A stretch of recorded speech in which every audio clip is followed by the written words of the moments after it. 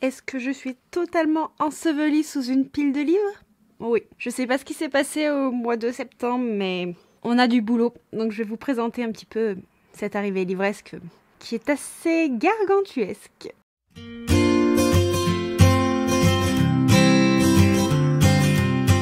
Hello mes petits érudits, bienvenue dans ma citadelle. Je vous retrouve aujourd'hui pour vous parler des livres qui sont arrivés dans ma bibliothèque au mois d'août. Et comme vous avez déjà dû le voir, il y en a une quantité astronomique. Je ne sais absolument pas ce qui s'est passé. Je n'ose pas les compter parce que je vous avoue que j'ai un petit peu honte de moi. Et puis j'ai aussi été beaucoup trop gâtée.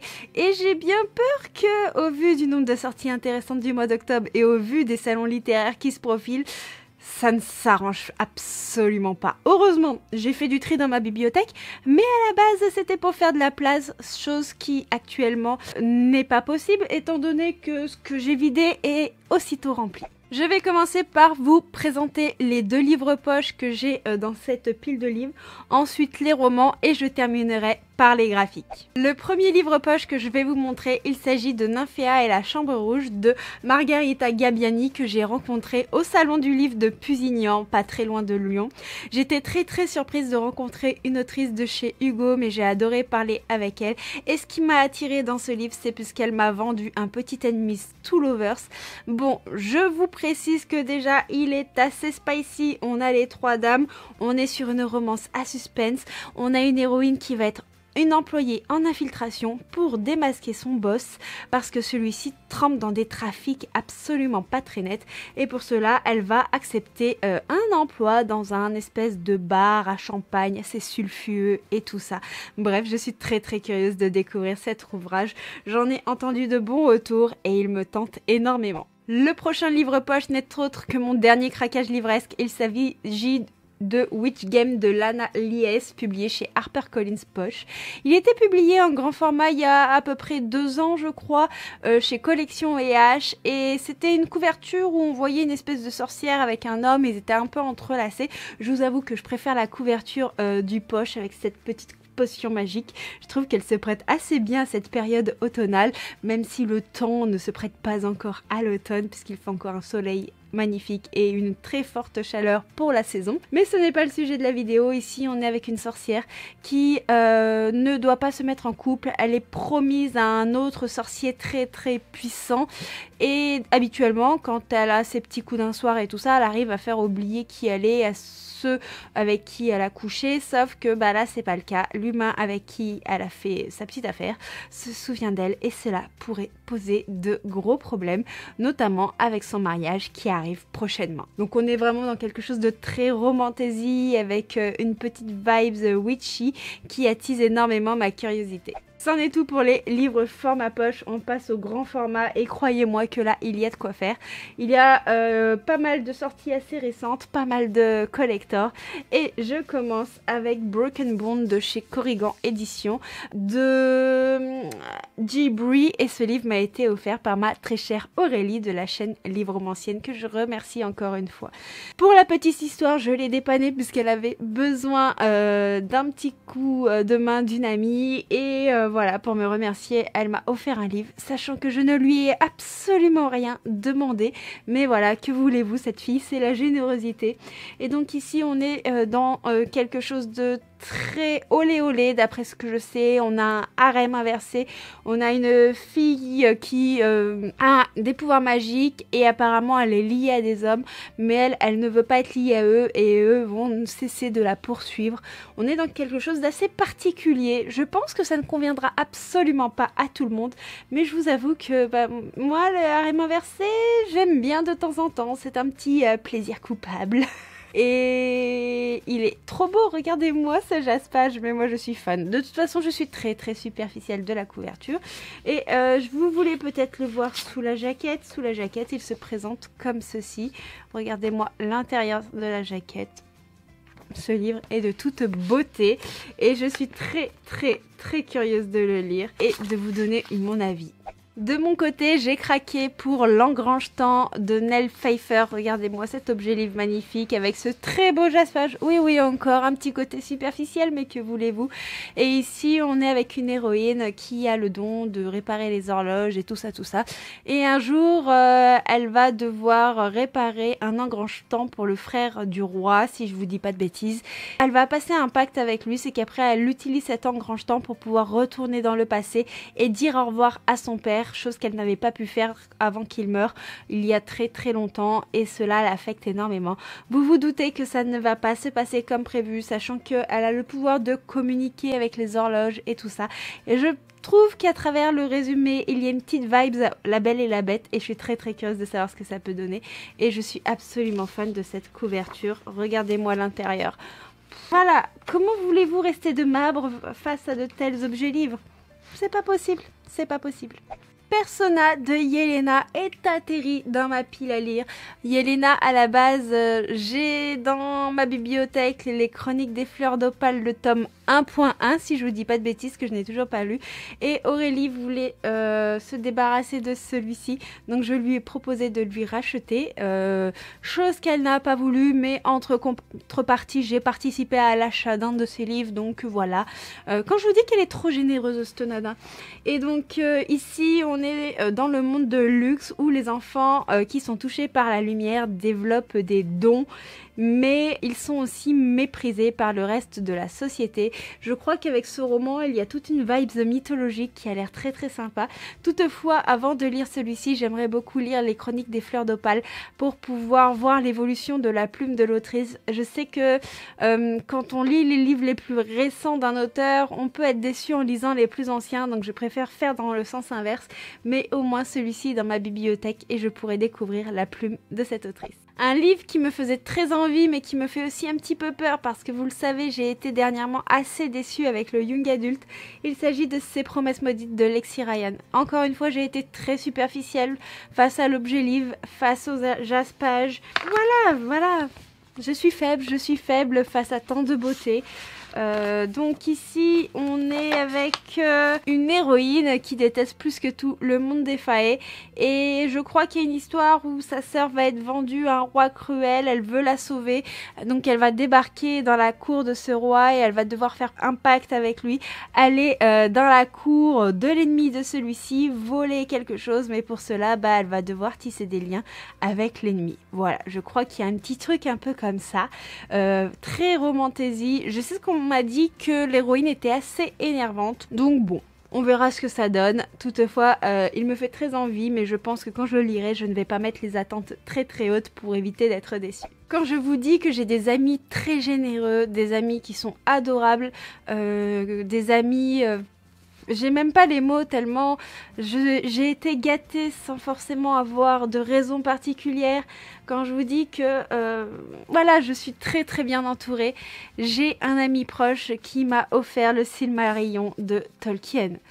Et quand on voit ne serait-ce que le prix de ce bouquin, c'est un cadeau qui est toutefois exceptionnel. Je te remercie encore, Francky, si jamais tu passes par là. Ça m'a énormément touchée. Alors, son excuse était qu'il m'avait rien offert pour mon anniversaire parce qu'il ne sait jamais quoi m'offrir étant donné que j'ai énormément de livres. Donc, il a profité du fait qu'on était ensemble à Cultura et il a vu que je louchais sur celui-ci. Mais ça faisait déjà des mois que je louchais devant celui-ci, mais que je ne prenais pas par rapport à son prix qui est toutefois exorbitant. Mais j'avais très très envie de découvrir ce monument de la fantaisie qui est absolument sublime.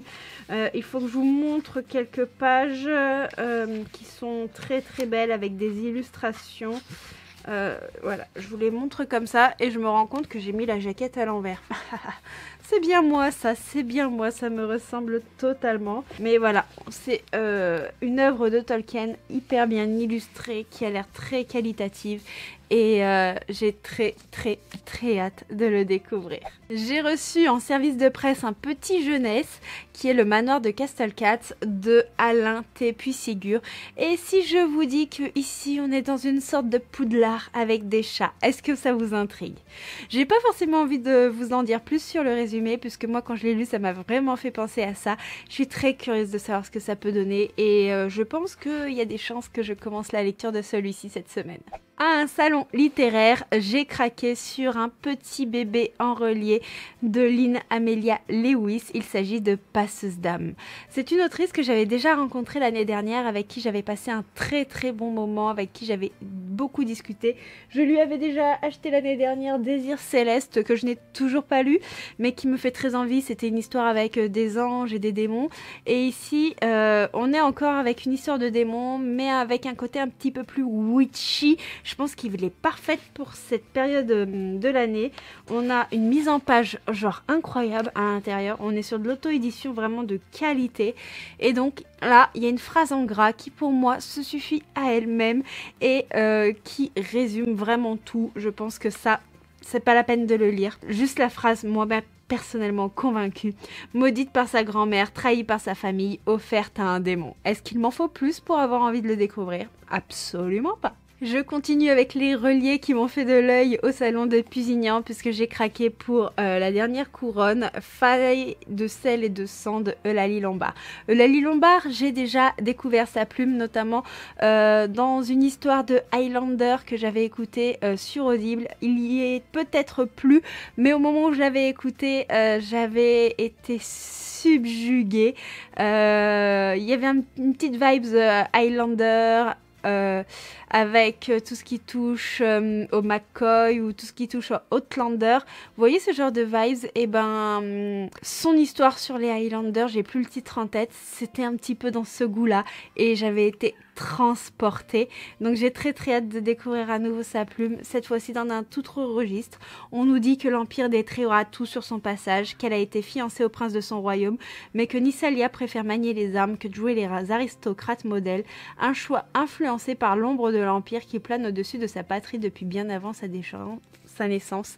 Et là, il y a une guerre qui va éclater. Bref, je ne vous en dis pas plus. Je sais que Kimi Collection a adoré ce livre et du coup, ça me donne encore plus hâte de le découvrir et j'ai adoré parler avec l'autrice qui est vraiment adorable. J'ai reçu en service de presse L'ombre au tableau de Marine Gagliano, publié chez Nisha, etc.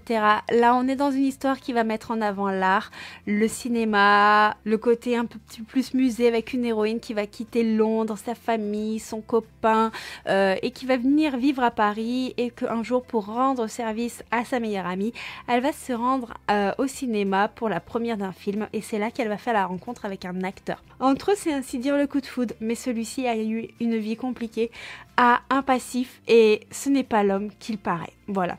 C'est un résumé assez bateau que je vous fais, mais moi ça me tente énormément et puis je suis rarement déçue par les parutions de chez Nisha, etc. J'en suis à ma 2e année de partenariat avec eux et franchement j'en suis vraiment très très heureuse parce que je fais toujours de très très belles découvertes littéraires et je dois dire que dans mes déceptions il doit y avoir eu une ou 2 lectures grand maximum en 2 ans. Donc en termes de barème de plaisir, celui-ci est plutôt élevé et c'est plutôt très positif. S'il y a des auteurs françaises que j'adore, Morgane Moncomble en fait partie et mon chéri le sait parce qu'il m'a offert Un automne pour te pardonner. Et j'ai très très hâte de le lire. Je pense que celui-ci va passer très très bientôt à la casserole. J'ai hâte de les découvrir. On y suit une avocate en devenir, Camélia, qui est passionnée par le crime et tout ça. Et un jour, elle va devoir enquêter sur l'assassinat d'un de ses harceleurs au collège. Et celui qui est accusé du meurtre n'est autre que le meilleur ami de ce harceleur, qui a aussi fait partie du passé traumatisant de l'héroïne.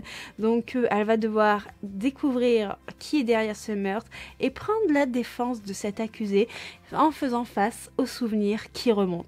Alors je ne l'ai pas lu mais je fais confiance à Morgane Moncomble.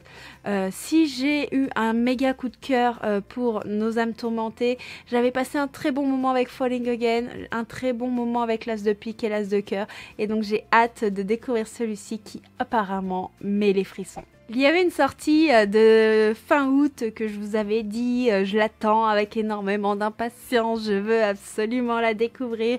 Et il s'agit de L'ombre des dieux de John Gwynne, publié chez Léa Éditions.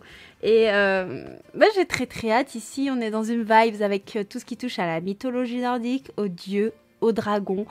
et ça a l'air juste palpitant. Il y a une histoire de guerre, on est dans de la fantaisie adulte. Il y a tout qui me fait envie dans ce roman et j'ai très envie de le découvrir. J'attends juste le bon moment pour être assez libre au niveau mental pour l'apprécier à sa juste valeur. Une petite romantaisie dans tout ce qui touche à la fantaisie orientale m'a grandement fait de l'œil avec ce royaume tissé de Tahereh Mafi, où on y suit une femme qui est invisible, mais elle doit être invisible pour pouvoir survivre. Elle a apparemment un lien avec les djinns, si je vous dis pas de bêtises, et elle est la pièce maîtresse d'une prophétie qui pourrait sauver son peuple qui est sur la voie de l'extinction. Et donc, afin de préserver sa vie, elle se fait toute petite, elle travaille dans un palais, mais c'était sans compter que le prince héritier a entendu cette prophétie et on lui a dit que si son grand-père mourait, il devrait prendre le trône, sauf qu'il ne veut absolument pas. Et pour empêcher cette prophétie d'avoir lieu, il va rechercher Alizée, qui est cette servante, afin de la tuer. On se doute que rien ne va se passer comme prévu et je vous avoue que il attise vraiment ma curiosité. Ce week-end, quand j'ai craqué sur Witch Game, ce n'était pas le seul livre qui m'a fait envie. On était en train de faire 2-3 courses avec mon chéri et à chaque fois qu'il y a le rayon livre, c'est plus fort que moi, il faut que je m'y arrête. Et là, je vois un livre dont vous m'avez fait une petite propagande et déjà qu'il me tentait de base, vous avez encore plus attisé ma curiosité sur celui-ci. J'avais vu de très bons avis positifs, j'ai craqué, je l'ai lu immédiatement, je l'ai adoré et je l'ai d'ailleurs terminé cette nuit avant de dormir. Il s'agit de Rebel University de Alfreda Henry et Alicia Garnier qui a été une très bonne lecture. On y suit Harper, une jeune femme ronde, une jeune femme qui a été harcelée dans son lycée et qui a recommencé sa vie à zéro à l'université où elle tient un compte Instagram, où elle se met dans des tenues assez suggestives, où elle prône le body positive, le fait de s'assumer avec ses rondeurs, ses bourrelets, le fait que on ne doit pas juger quelqu'un selon son apparence et que tous les corps sont beaux. Donc elle va placarder un jour des affiches suite à un drame qui a eu lieu sur le lieu de la fac et là il y a un hockeyeur qui suite à un pari courait à Walp comme ça dans l'université et qui va lui tomber dessus. Donc tous deux vont se faire coller parce qu'elle avait pas le droit de coller ses affiches et lui il avait pas le droit de se trimballer à Walp le kiki à l'air en train de courir sur le campus universitaire et elle va pas trop apprécier qu'il lui soit tombé dessus comme ça. Donc on a une relation qui commence un petit peu assez forte, tout est en feu, voilà, c'est très drôle au niveau des dialogues, au niveau des punchlines et tout ça. Et ils vont écoper d'une punition ensemble, ils vont devoir faire cette punition, mais Hunter, il a flashé sur Harper. Et il veut pas arrêter de pouvoir la croiser, donc il va trouver moult subterfuges pour rentrer en contact avec la jeune femme afin d'apprendre à la connaître. Il va essayer de lui montrer que c'est pas parce qu'il est un hockeyeur qu'il veut forcément avoir une femme qui ressemble aux standards de beauté approuvés par la société. Et c'était tellement beau, tellement drôle, très centré sur l'acceptation de soi, mais pas que. On a de très beaux messages qui va toucher à la diversité, mais sous toutes ses formes. Ça peut être lié à la couleur de peau, à l'orientation sexuelle, au corps, enfin voilà, c'est très vague, c'est un roman rempli de bienveillance, rempli d'humour et d'amour bien entendu, et j'ai adoré, j'ai passé un trop bon moment, j'ai trop hâte de vous en parler plus en détail dans un point lecture. C'en est tout pour les romans, je passe au graphique.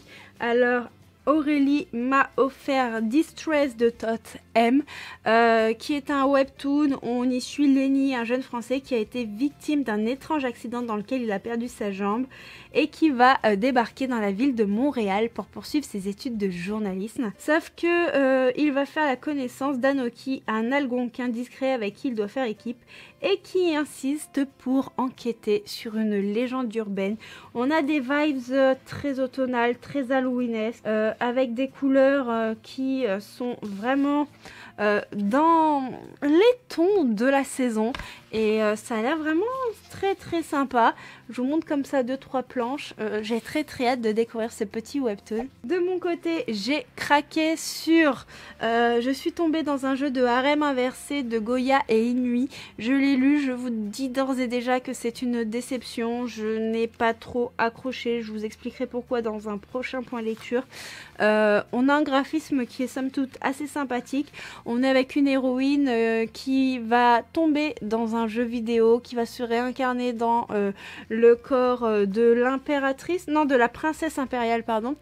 Et celle-ci est assez machiavélique et on veut à sa vie. Et elle sait que quelqu'un cherche à l'assassiner, donc elle va essayer de modifier un petit peu les règles du jeu, vous voyez un peu le truc. Et en même temps, elle va découvrir un petit peu tous les amants de cette princesse impériale. Et elle va s'y perdre un peu et elle ne saura pas en qui elle devra avoir confiance, ce qu'elle devra faire pour survivre. Et si elle s'y perd un peu, moi je m'y suis totalement perdue. Enfin bref, je vous en parle bientôt. En petit webtoon romantique, j'avais adoré le premier tome de Crush of Lifetime de Jung Halim et Kim Yoon-woo, et du coup j'ai pris le tome 2 parce qu'il me tarde de continuer ce webtoon très mignon qui met en avant des personnages très différents mais aussi assez d'actualité avec les réseaux sociaux. Encore un petit cadeau d'Aurélie quand je vous dis que cette nana est beaucoup trop généreuse. Il s'agit de Orage, donc de Prince Roos, donc publié chez K-Factory. Et donc ici on y suit Orage, un jeune magicien qui termine ses études et qui va arriver dans une école secrète où les magiciens monstres et vampires apprennent à protéger la Terre des derniers partisans du Croque-Mitaine, le grand empereur des monstres qui a failli contrôler la totalité des espèces de la planète il y a plusieurs milliers d'années. Donc voilà pour ce webtoon. Au niveau du graphisme, on est sur quelque chose de comme ceci. Très coloré mais très vibes Halloween. Je pense que ça va être une de mes lectures spooky. Et je termine par mon plus gros craquage graphique qui est le tome 2, 3, 4 et 5 de The Abandoned Empress de Ina et Yuna.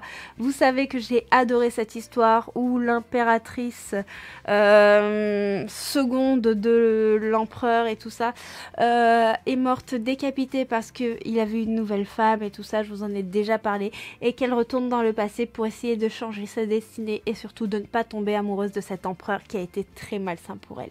Je vous en reparle très bientôt. J'ai hâte d'avoir le temps de me plonger dans cette suite parce que j'ai vraiment adoré le premier opus. Voilà, c'en est tout pour ce bouquin assez gargantuesque. N'hésitez pas à me dire si vous avez des craquages en commun avec moi, si vous les avez lus, ce que vous en avez pensé, si vous les avez aimés, si vous les avez pas aimés. N'hésitez pas à me dire si vous avez été aussi peu raisonnable que moi aussi, ça me rassurerait un petit peu. Et si vous êtes arrivé en bout de cette vidéo, n'hésitez pas à mettre des emojis argent puisque clairement je me suis ruinée. Je me suis totalement ruinée et heureusement que j'avais fait du tri et que j'avais pas mal vendu de bouquins qui ne m'intéressaient plus dans ma bibliothèque parce que sinon je sais pas comment j'aurais fait. Je ne sais absolument pas. Voilà, je n'ai vraiment pas été raisonnable et je ne suis pas fière de moi.